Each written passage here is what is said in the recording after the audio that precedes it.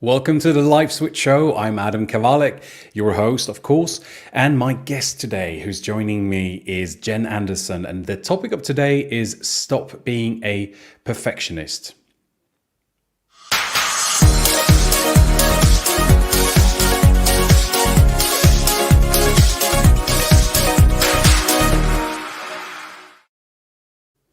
Now, before we jump into this, if you're watching on YouTube, don't forget to like, subscribe, and click that notification bell. Also, if you're on Facebook, don't forget to follow me on my Facebook page, Adam Kawalik, Business Mindset Coach. Right. So today's guest is Jen Anderson, a former systems analyst for about 13 years with an MFA in fiction writing. She's a recovering perfectionist. So, guys, a big welcome to my lovely guest today, Jen Anderson. There we Hey, thanks for go. having me. Well, thank you for joining. I'm super happy that you're here for several reasons. One, you being you, I think that's brilliant. What you're up to in the world, and I'm super excited to talk about that. And secondly, the topic of today. I really think it's a brilliant one. I already got some engagement sharing this. Other people saying like, "Oh yeah, I'm a recovering perfectionist as well," and it's such a hot topic, and that's why I'm so glad to have you on and talk about this. Yeah, one thing I've noticed is that there's not enough. Everyone is a perfectionist and is looking for help, but there's not enough advice out there. And of course, perfectionists need to find the perfect way to stop being a perfectionist. You can't just stop. Yeah, And also, the advice is just stop. Oh, really? Oh, well, that was helpful. Yeah, I'll just stop. didn't think So, about that. yeah, oh, yeah. If it were that easy, a Yeah, lot of therapists would be out of business. true. Yeah, no, I like that. And as you said, typically a perfectionist, of course, wants to find a perfect way to stop being a perfectionist. So yeah, that's a conundrum. Yes, and there's a very big difference between striving for excellence and being perfect. And Mm, there's a sweet spot there, and we never get it. We can see is the flaws. We have a very up close and personal view of our own lives, so we see all the mistakes. mm, We see everything, mm. and so we have a skewed opinion of ourselves. So we can never think that, oh, we're great. Everyone else can see something we do or read something we wrote and think, oh, that's perfect. That is fantastic. And you're like, oh, no, no, I didn't put much effort into that, or that wasn't very good. Or, I mean, literally, Facebook brought up a memory for me a few months ago. I'd gotten a haircut, in the before times. And I had a selfie showing the picture and all these comments. Looking at it again on the big screen, yeah, I had some nose hairs that I really should have trimmed, and no one noticed, or at least no one said anything. And at least I think some of my friends would be like, "You should take that down." Nothing. I'm half tempted to repost it with a big circle around. See, this is what people didn't notice. So it's people are not looking for our mistakes. Maybe the version of our mothers in our head, the version of our teachers that live in our head are looking for mistakes, but most people aren't, including our actual mothers and teachers. I think that is such a powerful example how ourselves we can be super critical, and as you said, we're so close to it. And then something as simple as a picture, which is if someone just spent enough time looking for it, they would find something to complain about, but they don't. They're not, probably they're busy judging themselves. So they don't have the time or bandwidth to also be judging others in that sense. Yeah, exactly. And especially with social media, we see our friends posting about, oh, I'm so proud of my two teenage sons who are just so perfect. Like, no, they're teenage boys. Their rooms are a mess. We know this. You're proud of them for succeeding. Despite that, we know that you're not actually lying to us and trying to fool us. But all this other person sees is the good parts. Mm, Like if yeah, this camera went back and saw, just even behind me, there's like all the craft supplies. I mm. At one point I thought about starting a food blog, but I did not have a clear space to take pictures on. I was like, So you yeah, gave no, it up. yeah. I thought, no, you know what? I'm just not going to change. I'm not going to have a clean enough kitchen to do this. I've lived in an apartment, always have lived in an apartment as an adult. So there's not much room. So yeah, okay, can't Yeah. do it. And you know, we don't necessarily want to see everyone else's mess. So it is good that we hide it because it can be visually distracting. And if I shared a picture of this wonderful lasagna I just made and there's sauce splattered all over the counter, that it's distracting. So there is a reason for us to clean things up a little bit, but Hmm. we have Yeah. to remember there's a lot of mess behind the scenes. Yeah. I mean, on that topic, I remember, I can't remember who said this. It could be Rich Litvin, a British coach. He lives in Los Angeles these days, but I think it might have been from him. I heard it the first time. He said something along the lines, on social media, what we tend to do is we are comparing ourselves with what other people look like on the outside with how we feel on the inside. And therein Mm-hmm. lies the conundrum, right? Mm-hmm. Which is almost about, how you said it well, how we're so close to our own work or ourselves that we find the cracks, in the painting versus everybody else looking at it and going like, oh, it's perfect, it's a masterpiece. Don't touch it. Mm-hmm. Yeah. Exactly. And a couple of years ago, the way that I figured out how to start letting go of perfectionism is by making collages. I figured, okay, I have to do something I'm no good at and I don't care. I know enough musicians that my terrible guitar playing drives me crazy. So I gave that up years ago. I don't. I've studied French in school for years. I lived there for a while. My French is terrible. It drives me crazy. Spanish, I give myself some slack on that. So I use the Duolingo app and I'm learning that and make mistakes and it's okay.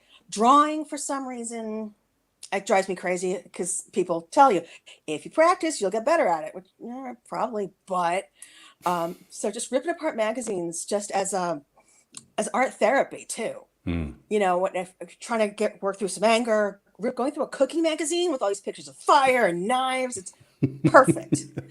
And it is messy. It's not good when if you're doing something for the very first time, without any instructions, just some glue sticks and some craft paper. It's not good, but that's okay. And I showed it to my husband, and he said, "Oh, that's good. We should hang that up on the fridge." And I was like, "No, that's not the point. It's supposed to be bad. Don't praise me, please." Yeah. And I've just kept doing that. And there was a challenge. I was sharing some of them on Instagram with this big challenge, 100-day project hashtag, and some actual artists, more real artists or more experienced artists, commented on it, and they were encouraging. No one was like, "Okay, here's where you went wrong." People just said, "Oh, keep at it." And of course, the friends who don't make art were like, "Ooh, that's so good." I'm like, "Oh, that's so messy. You're so kind." Yeah. And Well, I'm and curious. Yeah. You I go. was just gonna say, eventually, you keep at it and you get better. So Yeah. my collages today are more aesthetically pleasing than they were 2 years ago, but they're not going to be in a gallery, and that's fine. That's fine. Yeah. And I think, this is something we probably need to unpack a bit as well, because, Mhm. if you're ever, recovering from perfectionism or in, experience any of that, I'm I want to say at least that I find it hard sometimes to just be okay, to just be good enough, right? So I kind of like what you said. It's not going to be necessarily in a gallery, but it's fine. It's good. It's Mhm. okay. And I would love to unpack that with you and Mhm. kind of understand how you got to that point. It, And it's good. yeah. It's Well, I was just going an to ask improvement. you Go if ahead. if you wanted to share a little bit more about your own journey around this, because you refer to yourself, I think, as a recovering perfectionist, uh, and obviously you've shared something already, but I'm still interested in knowing a little bit more if you're willing to share. Oh, sure, sure.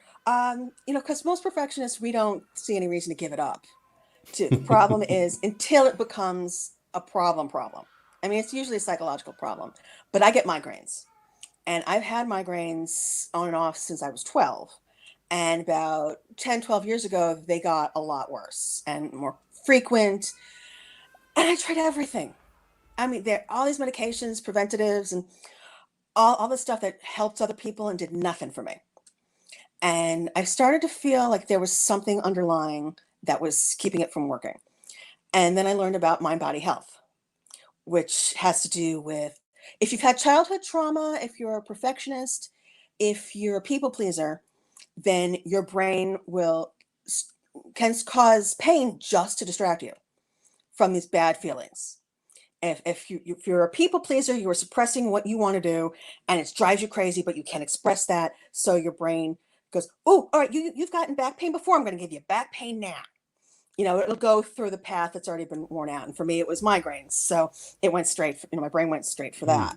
And with childhood trauma, it's you can carry a lot of tension in your body, and it'll just trigger something, and because it has to go somewhere. And so when I found that out, I discovered there's this wonderful app called Curable Health, and that takes you through the whole mind body education and brain retraining and meditation and writing exercises, and it helped quite a bit. And one of the things is they said stop being such a perfectionist, but they didn't have a whole lot of focus on how to do that. And I Yeah. I was also in therapy at the time, and seeing a wonderful therapist who suggested some self-help books, the exact ones, say, okay, this is going to help you. And she was right.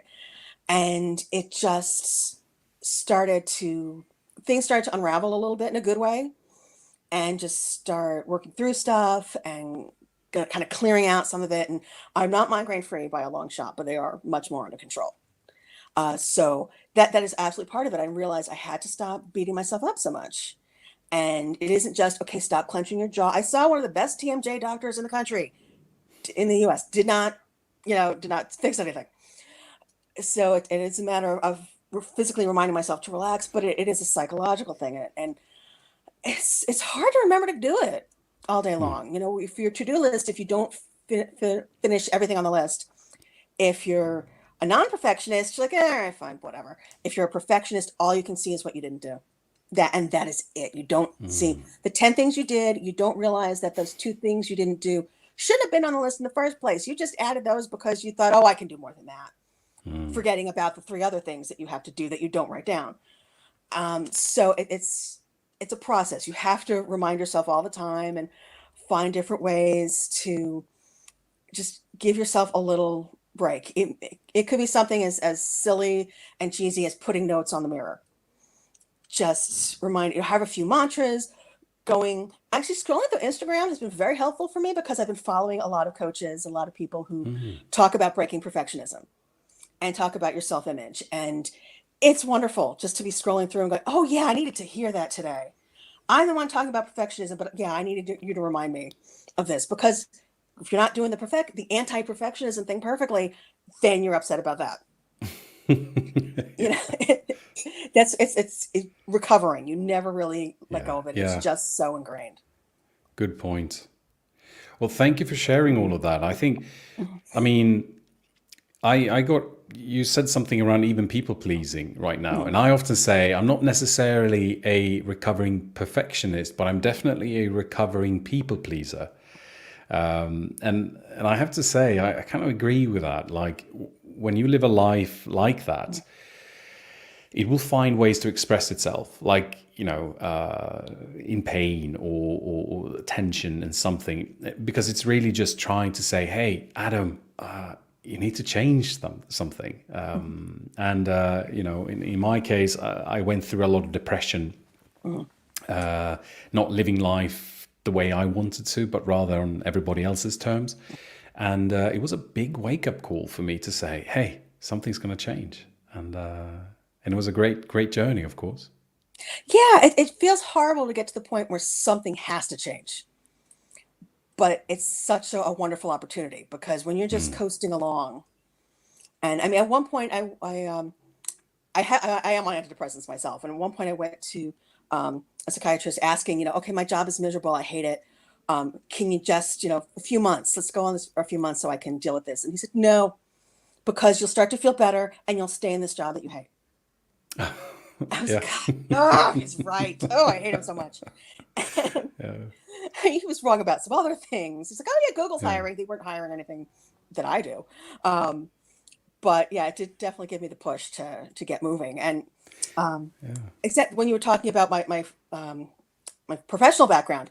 Yeah, no, that's just all over the place. It just kind of happens. It's just, and we can be happy with where we got, but I scratch my head. I wanted to be a novelist, and just was not able to put enough effort into that, and burned out on these terrible day jobs, Mm, and just fell into a technology job doing the same thing my dad mm, did.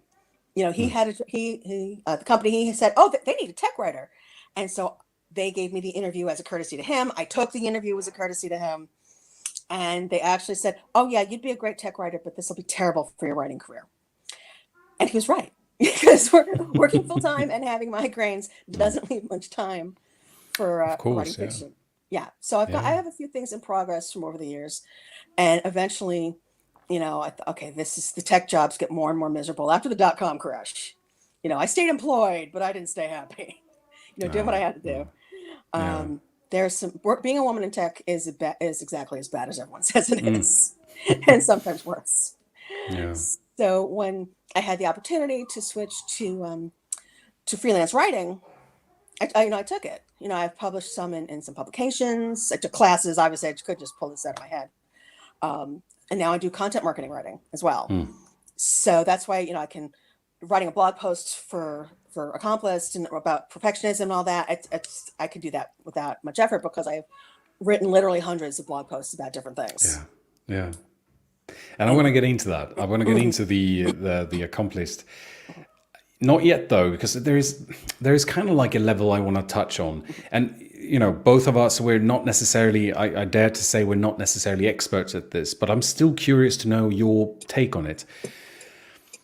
Perfectionism to me, and this is my perspective, it's almost like the tip of the iceberg. There's something below the surface. Do you absolutely. agree with that? And can you talk to what's your experience about that? Like, what's driving perfectionism? Yeah, perfectionism is it's always covering up something else. Like I said, there's no such thing as writer's block. Writer's block is just the name that we give a million other things that are a problem. You've written yourself into a Mm, corner, you're psyching yourself out, you've been discouraged, whatever. But it does not exist as a thing on its own. Perfectionism, it does take on a life of its own. It's its own thing, but it has to do with people pleasing or achieving. It can be trying to please your teachers, please your parents. A lot of times when we were growing up, um, the adults in our lives can confuse love and acceptance. And so, and it's not just all in our heads. It's that they're not remembering to express that they love us when we are not behaving in a way that is acceptable, or not making the choices they would want, or we make mistakes. And depending on the people in your life, sometimes you're just walking on eggshells, waiting for someone else's anxiety to trigger or something. So even mm, just a red mark on a paper from your teacher to say, oh, you misspelled that, can feel like, oh my God, no, this is a disaster. What have I done? Because it's you just want to have nothing. Not mm, you don't want to have any acknowledgement for anything wrong. You want to have, at the end of the day, at the end of the school year, a pat on the head. Oh yeah, you did great. But for the most part, you're trying just to make people happy and to hide. You don't, mm, and it can keep you from learning and from stretching, because that's how you learn, by making mistakes. And if you stay within your own comfort zone and your own skill set, especially as a child, you're not going to develop at all. You mm, have to be uncomfortable at some point. But it is the people pleasing. It's the trying to avoid trauma. It's trying to avoid rejection mm. is a big part of it. We're social creatures. And so, if all of the kids in your grade school decide that you're not cool anymore and reject you, and, when you get to high school and college, you'll realize those are jerks. What they think doesn't matter. But in the moment, you've been rejected by your society, and there's a very primal reaction to that, where Yes. it's the worst thing ever. And you think, okay, well, if I'm perfect, if I'm perfectly cool, if I dress the right way, if I'm the perfect girlfriend, whatever, I will get what I want socially. And that's not how social interaction actually works. Mm, So it can be that, it can be fear, just mm, a lot of fear. If you have been laid off, and I did the dot coms, I was laid off mm, several times. It's fine. it happens. When the entire company shuts down, fine. It's not your fault. You did not get fired. So it is helpful to be Yeah. part of a big slaughter like that, as opposed to Yeah. something oh, Experience. Yeah. yes, instead of your performance is not up to par, it's like, oh no, yeah, no, the entire company just kind of didn't work right, or worked so well that they decided to move the entire office to the other coast and not take any of you with them, Hmm. which did happen. So it's you try to think, okay, how can I prevent that? How can I make them happy? How can I get them Mm. to like me? How can I be invaluable? If you become invaluable in your job, you will never get promoted, is the thing. You need to be good at what you do and have someone else doing it so that you can move on to adding some more experience, some more responsibility for yourself. Mm. And and also there's nothing you can do. Yeah. Literally, there's nothing you can do to keep a company afloat. Even if you are the CEO, if you're the president, the company that shut down the office and moved to the other coast, it was because we were doing so well, so financially successful, that our corporate overlords started to pay attention. And that was the problem. And so when the president's contract was up, they replaced with someone else who lived on the other coast and had the clout to move Mm. all of us over there. If we had just done not quite as well, so it's there's we can't avoid it, and we think, when we see someone else has a problem or something, a tragedy happens to them, what did they do? Well, what happened? Mm. You think, oh, did they cause that car accident? Mm. We all think, oh well, all right, they deserve that, but for whatever reason, because that way they think, then if I'm perfect, there are things that I can do where it won't happen to me, and that is Yeah. just a lie to ourselves. It's just a lie of safety. We just have to delude ourselves to keep going, because the fact that anyone could drop dead from an aneurysm at any second is, it's Yeah. a lot to live with. And, there's I'm in California, there's a non-zero chance that the big one is going to hit while we're on this conversation. Hmm. But it's a very small chance, so it's okay. And when you've had a good, easy life, it is very easy to slip into, okay, yeah, I could lose all this. And if I don't behave perfectly, I'm in trouble. That's when something will happen. And that's not true. But it's just something we tell ourselves to keep going. Now, I think that is very important what you're pointing towards now. I mean, because what I heard you say basically is that the perfectionism is it's more of a coping mechanism almost. It's a way to deal and handle. And I like what you're saying in terms of it's out of your hands.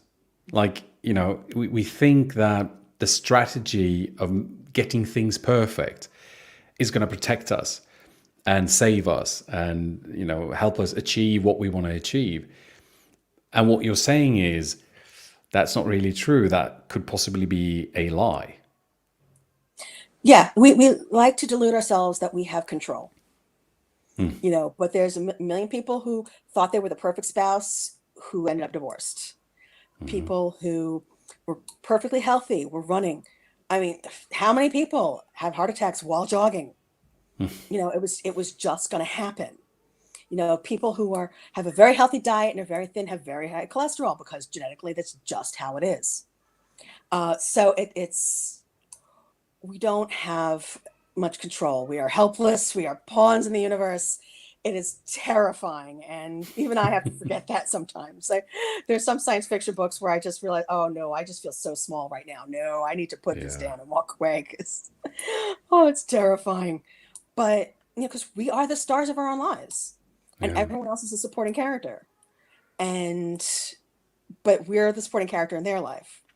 There's this wonderful quote from there's a podcast, a fictional podcast called Welcome to Night Vale, and they say, um, "Death is only the end if you think the story is about you." Mm. Yeah, I was like, oh, I have to stop this and write this down. That was profound. That's I love that. Yeah, but that's the thing. But my life, this is all about me. Yeah. But it isn't the greater, broader story. Yeah. So, okay. I mean, I think what you brought up is a really, important perspective on perfectionism. And let me also say, because I know we've got some live viewers joining this, we've got Sarah from London joining. She's one of the hardcore fans. If anyone else is catching this live on Facebook or YouTube, don't forget to leave any comments or questions in the comment section. That way, either me or Jen can answer those questions, and also let us know where you are in the world. Because I'm lucky that way. I've got people catching this from all the way from Sweden to Canada. So I think that's funny. So you've created something you call Accomplished. Is this your answer, your way of contributing to the cause of defeating perfectionism? Or do you want to tell me about what that really is?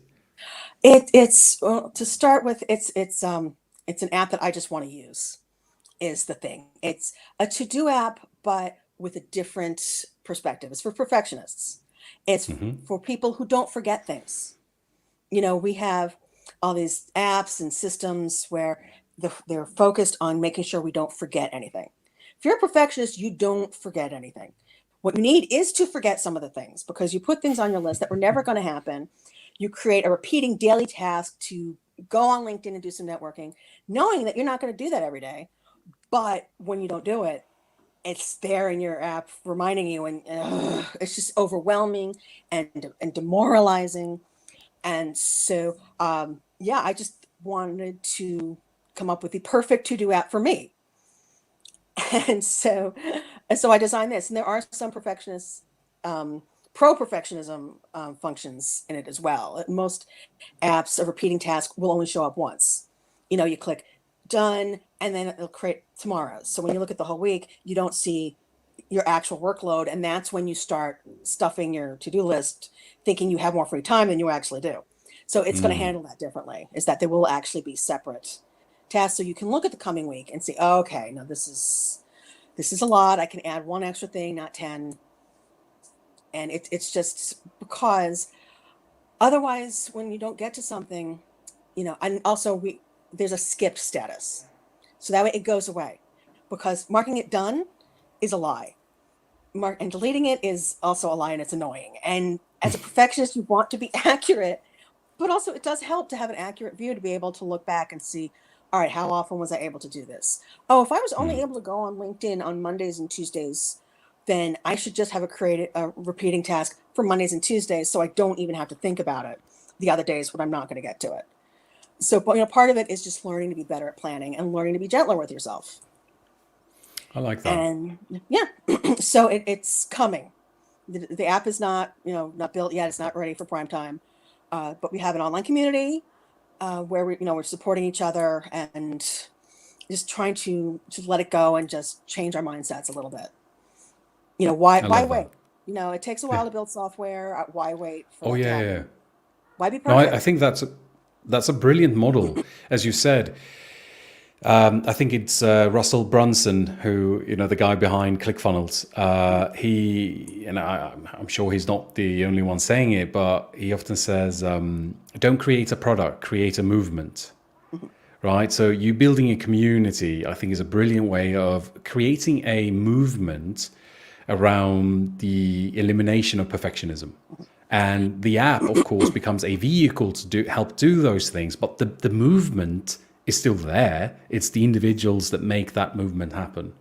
Yeah, and the app itself can't necessarily solve all of your problems.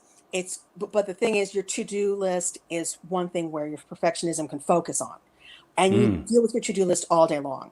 So if that goes better, if that can go more smoothly, then it can start to expand to the rest of your life. But you don't necessarily think about where else in your life this can expand without other people connecting, connecting with you and encouraging you and say, oh, that's fine. Hey, good. Yes, let's make some bad art. Let's show pictures of our terrible cake decorating.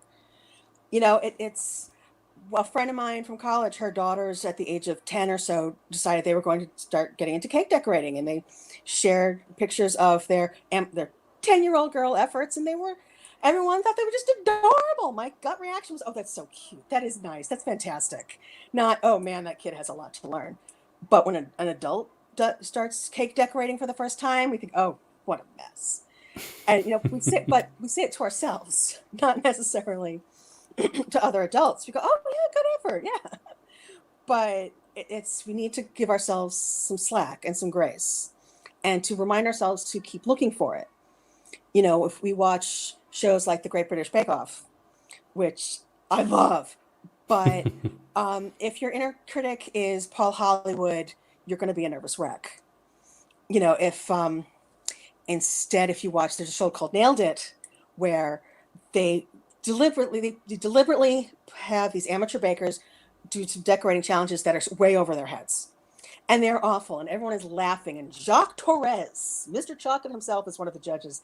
And he always just finds something nice to say. And that's what our inner critic should be like. Our inner critic should be like Keith on the Great Pottery Throwdown, who will start crying because he's just so proud. And when someone is, oh yeah, we all know that didn't go as well as you wanted it to. It's okay. And it's just so much gentler, but really we all have, Paul Hollywood. And it's not that he's an inherently mean guy. It's just that's the level of competition they're at, and he has to nitpick. We do that to ourselves. And when you start looking for that, you start paying attention. Okay, this is what my inner voice should sound like. And I can still watch Great British Bake Off, but I don't have to hold myself to those standards. Yeah, that's a good point. I love how you name dropping all of these, judges and everything. I think that's brilliant. Well, something you said, it got me thinking, and this is something that I've come across sometimes when I talk about self-love or self-care, because historically that's been my struggle to show myself self-love or to express it.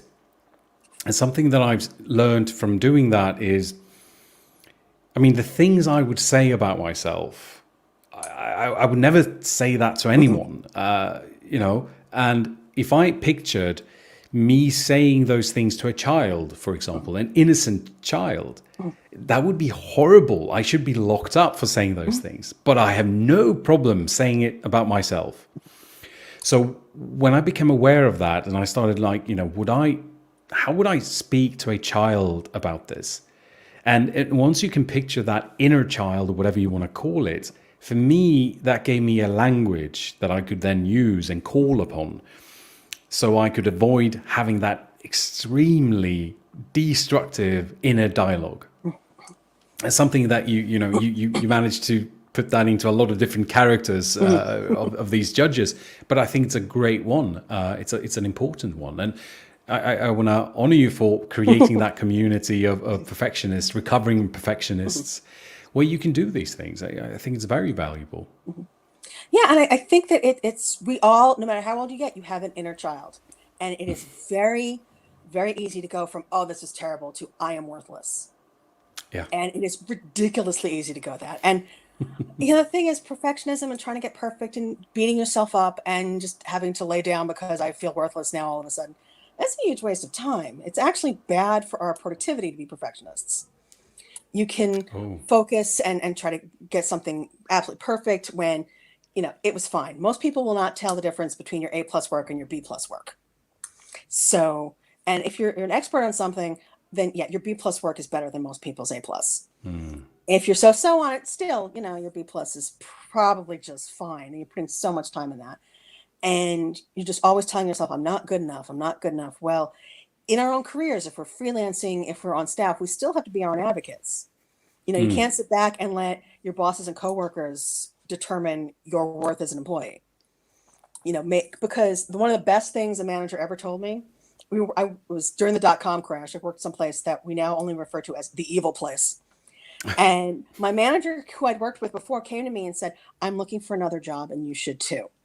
They think this, and this about you, and you're just going to be stuck. And I started to get upset. And she said, no, what they think about you doesn't matter.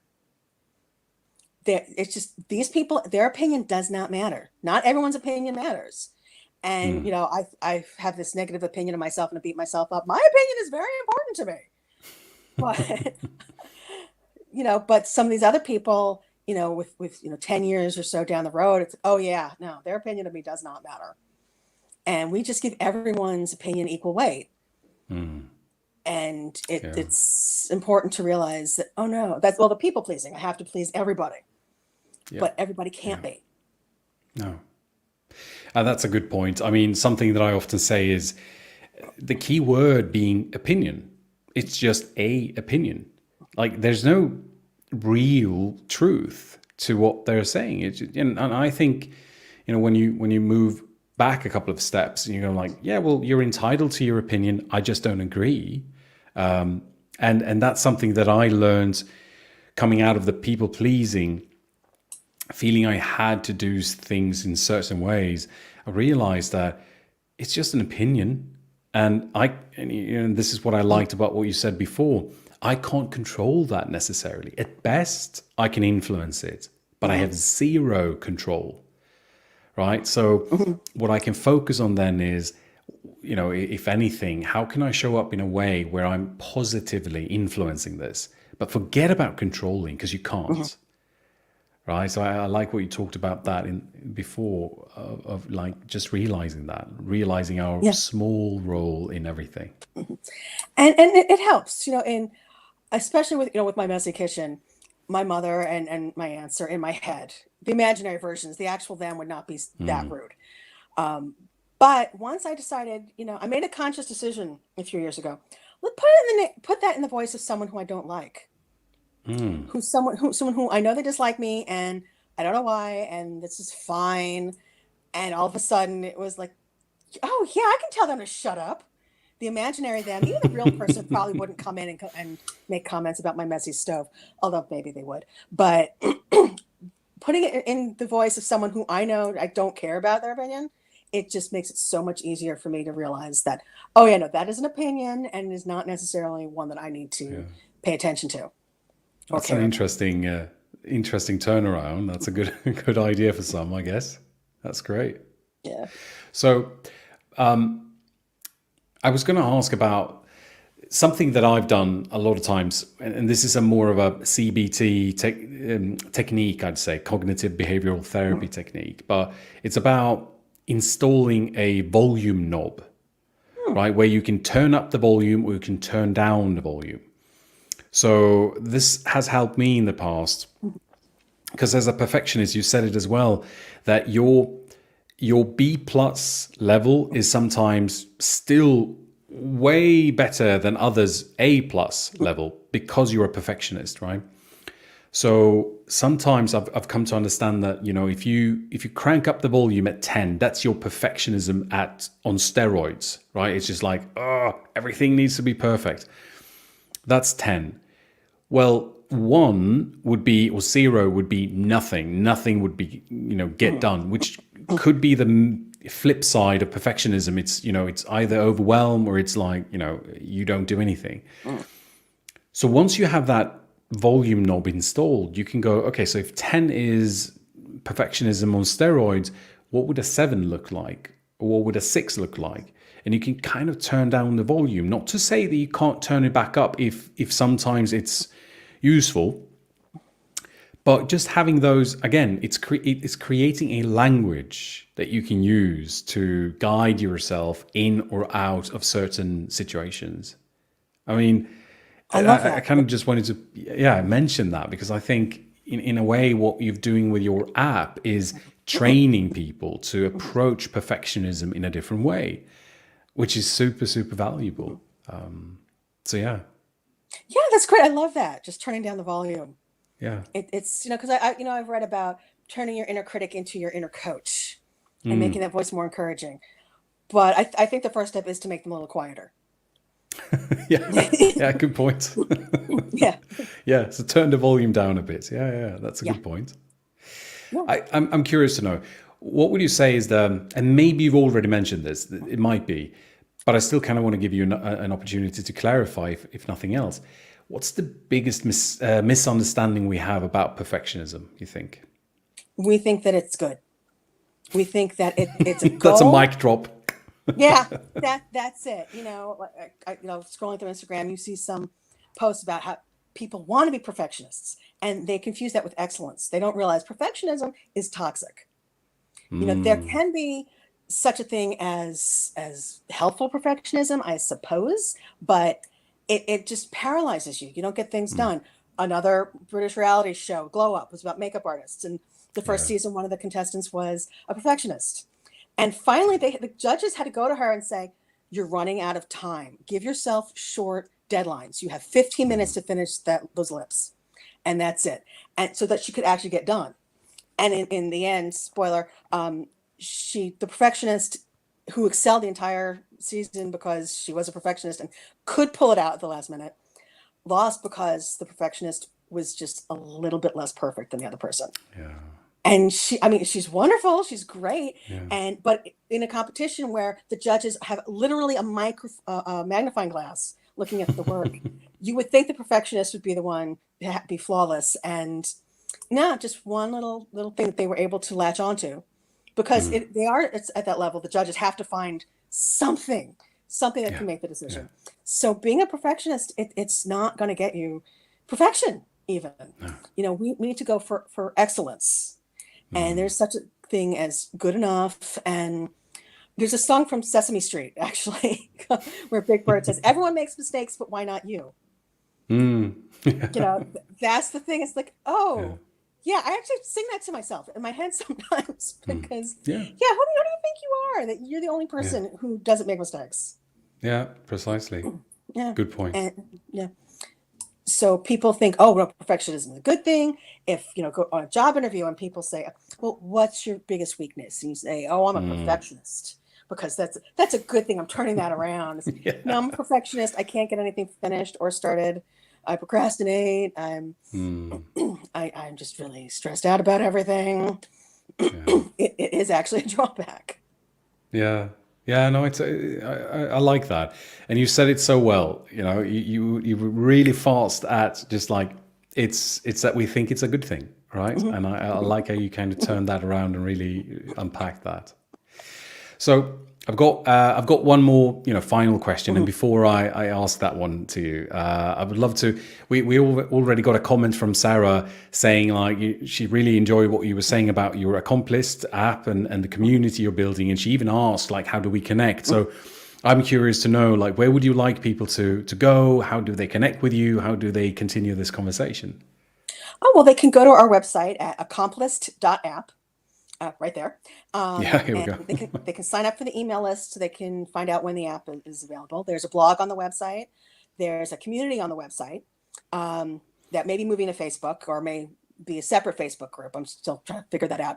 We're on Facebook and Twitter and Instagram as Team Accomplished, because an accomplished is someone who accomplishes a lot but doesn't give themselves credit for it. So if you want to join the team, you can be an accomplished too. So yeah, all those places. Just sign up, follow, comment, talk to us. That's It's very brilliant. weird, trying to be the royal we.